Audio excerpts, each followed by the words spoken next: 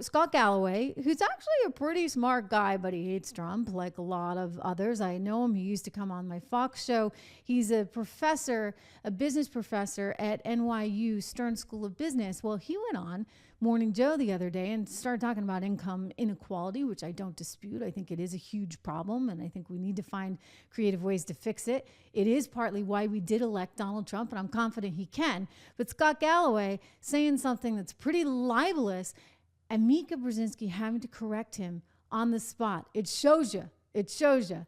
Times have changed, and that's a good thing, right? You shouldn't be saying stuff about a president, soon to be our next president, that is so full of libel.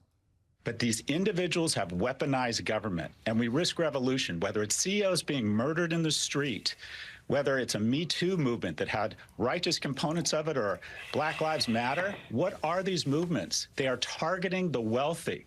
We are in the midst of a series of small revolutions to correct income inequality. And the reason we put an insurrectionist and a rapist in office is because for the first time in our nation's history, a 30-year-old man or woman isn't doing as well as his or her parents were at 30. Why? Because the majority of households are having the oxygen sucked out of the room, such that a small number of individuals and a small number of companies can be worth more than nation states. Income inequality is out of control. Our tax policy has gone full oligarch. I want to make a comment, though, just about a word that was used in this interview. Donald Trump was tried civilly and was found liable of sexual abuse, not rape. But the judge in the case likened his actions to rape, but the liability was officially called sexual abuse. Coming up, Donald Trump says he will be inheriting a bad economy when he takes office. Okay, you see what that one's about.